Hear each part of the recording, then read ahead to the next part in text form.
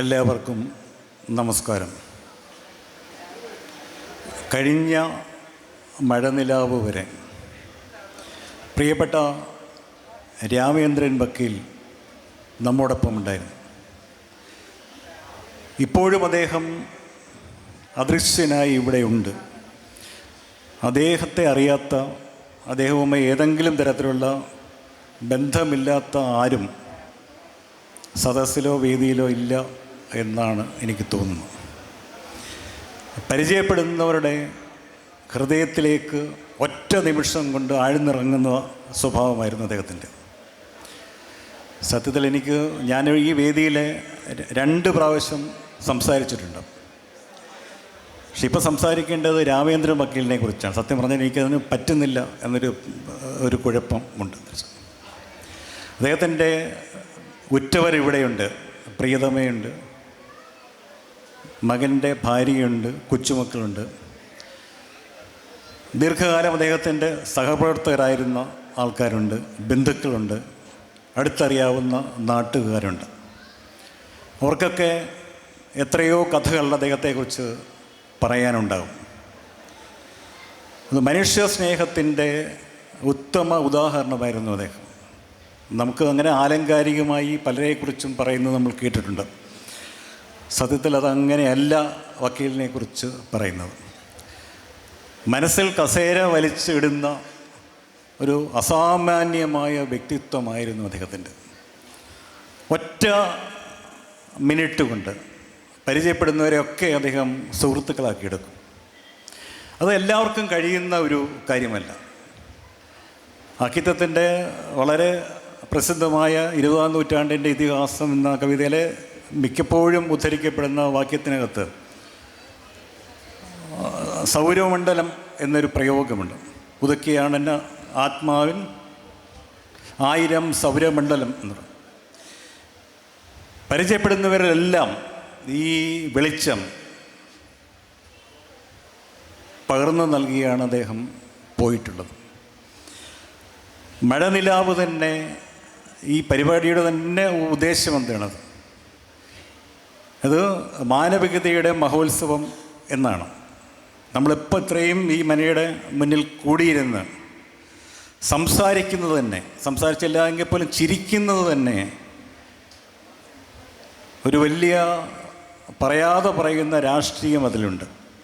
അത് മതേതരമായ ഒരു കൂട്ടായ്മ. അപ്പോൾ ഇതിന് ബീജാഭാവം നൽകുകയും ദേവേട്ടനോടൊപ്പം കഴിഞ്ഞ 12 വർഷവും കഴിഞ്ഞ 11 വർഷവും അത് ഓരോ തവണയും പുതുമകളോടെ നടപ്പിലാക്കുകയും ചെയ്ത. ഞാൻ ഓർക്കുന്നു, കഴിഞ്ഞതിൻ്റെ മുന്നിലത്തെ വർഷം ആണെന്ന് തോന്നുന്നു, ഇവിടെ തിരി തെളിച്ചത് 9 സ്ത്രീകളാണ്. വ്യത്യസ്ത മതവിഭാഗങ്ങളിലുള്ള 9 സ്ത്രീകൾ. സാംസ്കാരിക സംഘാടകനായി വക്കീലിനെ എല്ലാവർക്കും അറിയാം. ആശയങ്ങൾ തല നിറച്ച് ആശയങ്ങളാണ് അദ്ദേഹത്തിൻ്റെ. 2019 എന്ന് തോന്നുന്നു വളരെ പുതുമയുള്ള ഒരു സാഹിത്യ ക്യാമ്പ് നടത്തി. അതിന് വേദിയായത് കോഴിക്കോടാണ്. കോഴിക്കോട് വേദിയാകുമ്പോൾ നിങ്ങൾ വിചാരിക്കുമ്പോൾ അതിനൊരു സ്ഥിരം വേദി ഉണ്ടായിരുന്നു. ഒരു സ്ഥിരം വേദിയും ഉണ്ടായിരുന്നില്ല. അതിൻ്റെ ഉദ്ഘാടനം ഖദീജ മുംതാസ് നിർവഹിച്ചത് ഉറൂബിൻ്റെ മകൻ താമസിക്കുന്ന വീട്ടിൽ വെച്ചാണ്. സുധാകരൻ താമസിക്കുന്ന ഉറൂബിൻ്റെ വീട്ടിൽ വെച്ചായിരുന്നു. അതിൻ്റെ അടുത്ത ദിവസം മെഡിക്കൽ കോളേജിനടുത്ത് മായനാട്ടുള്ള സുഭാഷ് ചന്ദ്രൻ്റെ വീട്ടിൽ വെച്ചായിരുന്നു അന്നത്തെ പ്രഭാത സദസ്സ് മുഴുവനും. അതിനടുത്ത ദിവസം കോഴിക്കോട് കടപ്പുറത്ത് വെളുപ്പിനെന്ന് പറഞ്ഞുകൂടാ, കാര്യം വെളുപ്പിന് അംഗങ്ങളെല്ലാം പുറപ്പെട്ടു. 6 മണിക്ക് നല്ല കുളിരുള്ള കാറ്റടിക്കുന്ന അവിടെ വേദിയിലിരുന്ന് കവിതയെക്കുറിച്ച് സംസാരിച്ചു ഡോക്ടർ കൽപ്പറ്റ നാരായണൻ. വക്കീലിൻ്റെ ആശയമായിരുന്നു ഇത് മുഴുവനും. Literary camp on the street എന്ന് എവിടെയോ അദ്ദേഹം വായിച്ചിട്ടുണ്ടാകും. കേരളത്തിലത് വിജയകരമായി നടപ്പിലാക്കിയത് അവിടെ വെച്ചാണ്. സഹൃദയയുടെ ക്യാമ്പിനെക്കുറിച്ച് ഞാൻ അദ്ദേഹത്തെ പരിചയപ്പെടുന്നത് 2017 ഞാൻ 2016 അവസാനമാണ് ഇവിടെ വന്നത്. സഹൃദയുടെ ക്യാമ്പിനെ കുറിച്ച് ഞാൻ ധാരാളം കേട്ടിട്ടുണ്ട്. MT വാസുദേവൻ നായർ നിലവിളക്ക് കൊളുത്തി 2003 ഉദ്ഘാടനം ചെയ്യപ്പെട്ട സഹൃദയുടെ സാഹിത്യ ക്യാമ്പുകളെക്കുറിച്ച്. എത്രയോ എഴുത്തുകാർ അദ്ദേഹത്തിനോടൊപ്പം അദ്ദേഹത്തിൻ്റെ വീട്ടിൽ താമസിച്ചു. ഈ യാത്രകളിലൊക്കെ അദ്ദേഹം ആ കഥകളൊക്കെ പറയാറുണ്ട്. അതിനുശേഷമാണ് കലയിലേക്ക് മാറിയത്. ഇങ്ങനെയൊരു വലിയ മഹോത്സവത്തിന് ഈ മനയും ഒക്കെ വേദിയായത്. അനന്യനായ സംഘാടകനാണ്, സാഹിത്യ സംഘാടകനാണ്. ഈ മഴനിലാവൊക്കെ കഴിയുമ്പോൾ ഞാൻ അദ്ദേഹത്തെ പരിചയപ്പെട്ട ശേഷം അദ്ദേഹം വീട്ടിൽ പോകില്ല. കാര്യം ആദ്യത്തെ എനിക്ക് 2017 18 മഴനിലാവ് കഴിയുമ്പോൾ വെളുപ്പിന് 4 മണി 5 മണിയായി. അപ്പോൾ വീട്ടുകാരെ ഇനി ശല്യപ്പെടുത്തേണ്ട. ഞാൻ താമസിച്ച സ്ഥലത്താണ് അദ്ദേഹം അന്തി ഉറങ്ങുന്നത്. അപ്പോൾ നമ്മൾ കണ്ണിങ്ങനെ അടച്ച് തുറക്കാൻ പോലും പറ്റാത്ത അത്രയും ക്ഷീണത്തിലിരിക്കുമ്പോഴാണ് ശബ്ദം കേൾക്കുന്നത്. ഞാൻ കിടന്നാലും ഉടനെ ഉറങ്ങിപ്പോവും, ആരും ഉറങ്ങിപ്പോവും. അപ്പോൾ 6 മണിയായിട്ടുള്ള ഞങ്ങൾ എത്തിയത് ഒരു 1 മണിക്കൂർ മുമ്പാണ്. വക്കീൽ എവിടെ നിന്നിട്ട് പ്രഭാത കൃത്യങ്ങൾ ആരംഭിച്ചു. അത് ആൾക്കാരെ വിളിച്ചിട്ട് പരിപാടി എങ്ങനെ ഇരുന്നു, നന്നായിരുന്നു, നന്നാക്കാൻ പറ്റുമോ, പ്രതികരണം എന്താണ്, ഇങ്ങനെ നിരന്തരമായി വിളിച്ചുകൊണ്ടിരിക്കും. അടുത്ത വർഷത്തേക്കുള്ള ആശയം തലയിൽ ഇങ്ങനെ നിറഞ്ഞു നിൽക്കുകയാണ്. അതിന് അക്ഷമനാണ് സംഭവം. ഒരു പരിപാടി കഴിഞ്ഞാൽ അടുത്ത പരിപാടിയെക്കുറിച്ചുള്ള ചിന്തയാണ് മനസ്സിൽ മുഴുവൻ. അത് അദ്ദേഹത്തിന് മാത്രമേ സാധിക്കുള്ളൂ. കാര്യങ്ങൾക്ക് ഞങ്ങൾ കൂടെ നിന്ന് കൊടുക്കുക എന്നുള്ള കർമ്മമാണ് സത്യത്തിൽ ചെയ്യുന്നത്. ആശയങ്ങൾ അദ്ദേഹത്തിന് തലയിൽ വരും, അത് നടപ്പിലാക്കാനുള്ള വഴികൾ അദ്ദേഹം കണ്ടെത്തും. ഞങ്ങൾക്കൊന്നും പരിചയമില്ലാത്ത അജ്ഞാതരായ ചില അഭ്യുദയകാംക്ഷികൾ അദ്ദേഹത്തെ സഹായിക്കുന്നുണ്ട്. കൂടെയുള്ളവരൊക്കെ അത്യാവശ്യം സഹായിക്കും. വക്കീൽ തമാശയായി പറയുന്നത്, ഒരു പരിപാടി കഴിഞ്ഞാൽ പിന്നെ ഒരു ബാധ്യതയുമില്ല, എനിക്കൊന്നിനെക്കുറിച്ചും ആശങ്കപ്പെടേണ്ട കാര്യമില്ല. കാര്യം എൻ്റെ വീട്ടിൽ കുറച്ച് ആധാരം ഇരിപ്പുണ്ട്. അതാണ് എൻ്റെ ഒരു സ്വഭാവം തിരിച്ചു. ഡിക്റ്റേറ്ററാണ് അദ്ദേഹം, സംഘടനാ രൂപമൊന്നുമില്ല, കൂടെയുള്ളവർ പറയുന്നൊന്നും കേൾക്കില്ല എന്നൊരു വിമർശകൻ പറഞ്ഞപ്പോൾ അദ്ദേഹം പറഞ്ഞു, ഞാൻ ഡിക്റ്റേറ്ററാണ്, അതുകൊണ്ട് കാര്യങ്ങൾ നടന്നു പോകുന്നു, ഏകാധിപതിയാണ് എന്ന് തമാശയായി അദ്ദേഹം പറയാറുണ്ടായിരുന്നു. മറുത്തൊരച്ച സാധാരണഗതിയിലെ ഈ പിന്നെ മുഖത്ത് നോക്കി കഠിനമായ പദങ്ങളൊന്നും അദ്ദേഹം ഉപയോഗിക്കത്തില്ല. എങ്കിലും നമുക്ക് അടുത്തറിയുന്നവർക്കറിയാം, ഈ ക്യാമ്പിലൊക്കെ വന്നിട്ട് അത്ര നല്ല രീതിയിലല്ലാതെ സഭയൊക്കെ നടത്തി പോയ 1-2 എഴുത്തുകാരോട് അദ്ദേഹം അത്യാവശ്യം പറയേണ്ട കാര്യങ്ങൾ പറഞ്ഞിട്ടുമുണ്ട്. അപ്പം അതിനൊന്നും മാറ്റം വരുത്തിയിട്ടില്ല. കോവിഡ് കാലത്താണ് അദ്ദേഹം എഴുത്തിലേക്ക് തിരിയുന്നത്. അത് ഫേസ്ബുക്കിൽ എഴുതിയ കുറിപ്പുകളാണ്. അദ്ദേഹം ജനിച്ചു വളർന്ന കരുവാരക്കുണ്ട് ഗ്രാമത്തിൻ്റെ പശ്ചാത്തലത്തിൽ അത് ആദ്യത്തെ നോവൽ ചേറുംവംശം ദേശം 50 വർഷത്തെ കരുവാരക്കുണ്ടിൻ്റെ ദേശചരിത്രമാണ് അതിനകത്തുള്ളത്. 3 തലമുറകളിലൂടെ കടന്നു വന്ന ആത്മാംശമുള്ള കഥാപാത്രം. അതിലെ രവി പൂർണ്ണമായും എന്ന് പറയാൻ പറ്റില്ലെങ്കിൽ പോലും വക്കീലിൻ്റെ ആത്മകഥാംശമുള്ള കഥാപാത്രമാണ്. അതിലെ മറ്റൊരു കഥാപാത്രത്തെ ഡെവലപ്പ് ചെയ്താണ് അധികാരി എന്ന നോവൽ, 2ാമത്തെ നോവൽ അദ്ദേഹം പ്രസിദ്ധീകരിച്ചത്. രണ്ടിലും ആദ്യത്തേതിൽ കരുവാരക്കുണ്ടാണ്, 2ാമത്തേൽ കരുവാരക്കുണ്ടും അധികാരിയിലെ മുഖ്യ കഥാപാത്രം ജീവിതത്തിൻ്റെ ഒരു അംശം താമസിച്ച ബോംബെയുമൊക്കെ പശ്ചാത്തലത്തിൽ വരുന്നുണ്ട്. ഇവിടെ ഇരിക്കുന്ന സഗീർക്ക വരച്ച ഗംഭീരമായ ചിത്രങ്ങളുണ്ട്. ഒരു മനുഷ്യൻ ജീവിതത്തെ എങ്ങനെ നോക്കിക്കാണുന്നു, സൂക്ഷ്മമായി നോക്കിക്കാണുന്നു എന്നതിൻ്റെ ഉദാഹരണമാണിത്. നമുക്ക് ദേശചരിത്രങ്ങൾ ധാരാളമുണ്ട്. കോവിലൻ്റെ ദേശചരിത്രം നമുക്കറിയാം തിരിച്ച്, അദ്ദേഹം എഴുതിയിട്ടുള്ള തട്ടകം പോലെയുള്ള. പക്ഷെ കരുവാരക്കുണ്ട് പ്രദേശത്തിൻ്റെ തൊട്ടടുത്തുള്ള ഏറനാടിൻ്റെ എൻ്റെ ദേശചരിത്രങ്ങളും ഭാഷയുമൊക്കെ മലയാളിക്ക് സുപരിചിതമായിരുന്നു.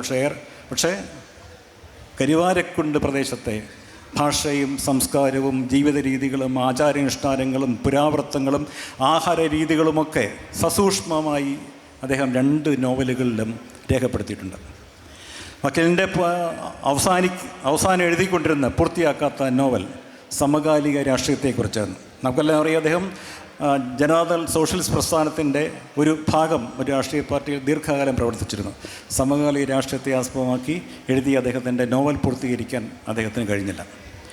വക്കീൽ നമ്മിൽ നിന്ന് വിട്ടുപോയെങ്കിലും അദ്ദേഹം വരും തലമുറകളിൽ വരും വരും തലമുറകളോട് തൻ്റെ 2 പുസ്തകങ്ങളിലൂടെ ഇനിയും സംസാരിച്ചുകൊണ്ടിരിക്കും. അദ്ദേഹത്തെ അടുത്തറിയാവുന്നവർക്ക് അദ്ദേഹം ചെയ്ത നന്മകളുടെ പേരിൽ, മനുഷ്യ സ്നേഹത്തിൻ്റെ പേരിൽ അദ്ദേഹം നമ്മുടെ മനസ്സിൽ എപ്പോഴും മായാത്ത മുദ്രകൾ പതിപ്പിച്ചിട്ടുണ്ട്. അത് നമ്മൾ ഓർക്കും. എനിക്ക് അദ്ദേഹത്തെ കുറിച്ച് ഇത്ര മാത്രമേ പറയാൻ പറ്റുന്നുള്ളൂ. പ്രിയപ്പെട്ട വക്കീലിന് നമ്മുടെ മനസ്സിൽ നമ്മുടെയൊക്കെ ജീവിത അവസാനം വരെയും നമ്മൾ അദ്ദേഹത്തെ ഓർക്കും. അദ്ദേഹം ജീവിച്ചിടുന്നു മൃതിയിലും, അദ്ദേഹം ജീവിച്ചിടുന്നു സ്മൃതിയിലും. നന്ദി, നമസ്കാരം. അടുത്തതായി പുസ്തക സമർപ്പണമാണ്.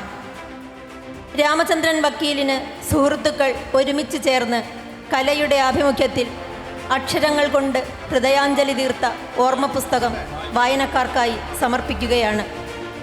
പുസ്തകത്തിൽ പ്രശസ്ത പ്രഭാഷകനും എഴുത്തുകാരനുമായ ആലങ്കോട് ലീലാകൃഷ്ണൻ ഇങ്ങനെ പറയുന്നുണ്ട്: സർവഭൂത ഹൃദയത്വം സമ്മാനിച്ച മഹാസ്നേഹമാണ് സാധാരണക്കാരിൽ സാധാരണക്കാരനായി ജീവിച്ചുകൊണ്ട് TP രാമചന്ദ്രൻ വക്കീൽ നമുക്ക് കാണിച്ചു തന്നത്. അകത്ത് സൂക്ഷിക്കുന്ന അളവില്ലാത്ത അലിവിൻ്റെ അനുഭവങ്ങൾ ഒരിക്കൽ അറിഞ്ഞവർക്ക് ജീവിതത്തിൽ ഒരിക്കലും അദ്ദേഹത്തെക്കുറിച്ചുള്ള സ്മരണയിൽ നിന്ന് വിട്ടുപോകാനാവുകയില്ല. വക്കീലിൻ്റെ പ്രിയ സുഹൃത്തുക്കൾ എഴുതിയ ഓർമ്മക്കുറിപ്പുകൾ, അദ്ദേഹം ഫേസ്ബുക്കിൽ എഴുതിയ തിരഞ്ഞെടുക്കപ്പെട്ട കുറിപ്പുകൾ, വക്കീൽ വിട പറയുമ്പോൾ പാതി വെച്ച് നിർത്തിയ 3ാമത്തെ നോവലിലെ തിരഞ്ഞെടുക്കപ്പെട്ട ഭാഗങ്ങൾ, പ്രസിദ്ധീകരിച്ച നോവലുകളെക്കുറിച്ചുള്ള അവലോകന കുറിപ്പുകൾ, അദ്ദേഹത്തിൻ്റെ ജീവിത മുഹൂർത്തങ്ങളിലെ അപൂർവ ഫോട്ടോകൾ എന്നിവയാണ് വക്കീലോർമ്മ എന്ന ഈ പുസ്തകത്തിൻ്റെ ഉള്ളടക്കം. അസാധാരണമായ ആ ജീവിത വഴികൾ അനാവരണം ചെയ്തുകൊണ്ട് ഈ പുസ്തകം വായനക്കാർക്കായി സമർപ്പിക്കുന്നു. വക്കീലിനെക്കുറിച്ചുള്ള ഈ ഓർമ്മ പുസ്തകം മഴനിലാവിൻ്റെ വേദിയിൽ സമർപ്പണത്തിനായി ഒരുക്കാൻ രാപ്പകലില്ലാതെ പ്രയത്നിച്ചത് നൗഫൽ, അബ്ദുള്ളക്കുട്ടി മാഷ് ഇടവണ്ണ, അജയ് സാഗ എന്നിവരാണ്. അവരോട് പ്രത്യേക സ്നേഹവും നന്ദിയും അറിയിക്കുകയാണ്. അവർ കലയുടെ എല്ലാമാണ്. അവർക്ക് നന്ദിയും സ്നേഹവും, നമ്മുടെ നന്ദിയും സ്നേഹവും ആവശ്യമില്ല. രാപ്പകലില്ലാതെ അവർ നമുക്ക് വേണ്ടി ഈ ഒരു വേദിയിൽ വെച്ച് സമർപ്പിക്കുന്നതിനായി അവർ എടുത്ത ആ സമയത്തിന് നമ്മൾ ഹൃദയപൂർവ്വം നന്ദി പറയുന്നു. പുസ്തകം വ്യത്യസ്തമായ രൂപത്തിലാണ് നമ്മൾ സമർപ്പിക്കുന്നത്. കലയുടെ പ്രവർത്തക സമിതി അംഗങ്ങൾ ഒരുമിച്ച് ചേർന്നുകൊണ്ട് ഈ വേദിയിൽ വെച്ച് ഇപ്പോൾ പുസ്തകം വായനയ്ക്കായി സമർപ്പിക്കുകയാണ്. പേര് വിളിക്കുന്ന പ്രവർത്തക സമിതി അംഗങ്ങൾ പെട്ടെന്ന് വേദിയിലേക്ക് എത്തിച്ചേരണമെന്ന് അഭ്യർത്ഥിക്കുന്നു. പ്രിയപ്പെട്ട ദേവേട്ടൻ പൂങ്കുടിൽ മന, ശ്രീധരൻ വക്കീൽ, Pushpa Chingath, Jayaprakash Kampuram, Usman Irumbuzhi, Pramod Irumbuzhi, Chandran Kannancheri, artist Sageer,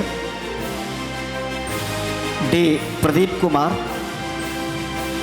Haris TM, Raseena teacher, doctor Biji,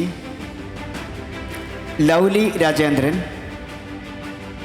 Peter Sinoj, Akbar Kolakkadan,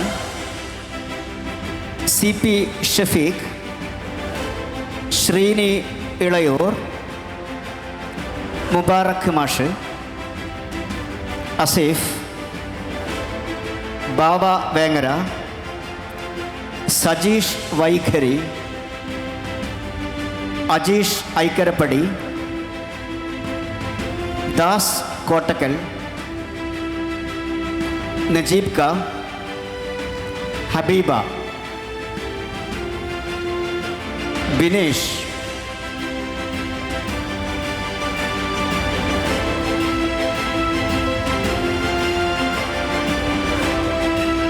കലയുടെ പ്രവർത്തക സമിതി സംഘങ്ങൾ ഒരുമിച്ച് ചേർന്നുകൊണ്ട് ഈ പുസ്തകം വായനയ്ക്കായി സമർപ്പിക്കുകയാണ്.